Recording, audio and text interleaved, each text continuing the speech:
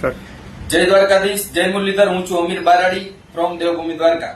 અત્યારે મારા લાલા આહિરારે વાત થઈ છે એની ઉપર જે હુમલો કર્યો ખજૂર જાની ઉર્ફે આજે સેવા કરે નીતિન. હવે આ હુમલો અમે વખોડી કાઢી છીએ અને અમારા સમાજના દીકરા ઉપર હુમલો અમે સહન નહીં કરીએ. એટલે આમાં જે સંડોવાયેલા છે એ ધ્યાન રાખજો, અમે મૂકશું નહીં. ગમે એ રીતે અમે આનો બદલો તો લેવું જ.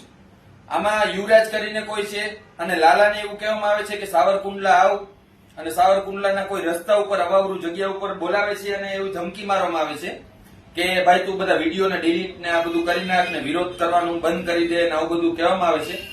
તો આ કઈ બંધ નહીં કરે અને કોઈ વિડીયો ડિલીટ થાય નહીં. અને આહિર સમાજના દીકરા ઉપર હુમલો અમે કોઈ દિવસ સહન નહીં કરીએ. આ એક યાદ રાખજો, પેલો આહિર સમાજનો કોઈ દીકરા ઉપર હુમલો થયો તો પેલો ઘા અમીર બારાડી સહન કરશે. ધ્યાન રાખજો, અમીર બારાડી આહિર સમાજની વાત આવશે અહીંયા પેલો ઉભો હશે. એટલે અમે કોઈને મૂકશું નહીં. લાલા આહિર ઉપર હુમલો ઈ અમે સહન નહીં કરી. પછી યુવરાજના જે 3 ગાડીઓ લઈને આવ્યા ઈ તમારી જાતને બહુ મોટા સમજતા હો તો હાઈલાવજો દેવભૂમિ દ્વારકામાં, મોસ્ટ વેલકમ. અને આનો અમે જવાબ તમને દેશું જ, ઈ ફાઇનલ વાત છે. અને આ જે કર્યું એ બહુ દુષ્કૃત્ય કહેવાય.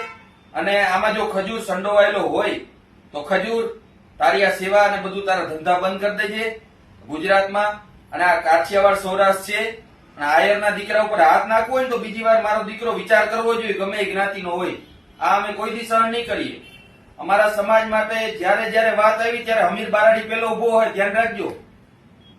ભલે કદાચ 2 કેસ વધી જાય પણ અમે તમને મૂકશું નહીં.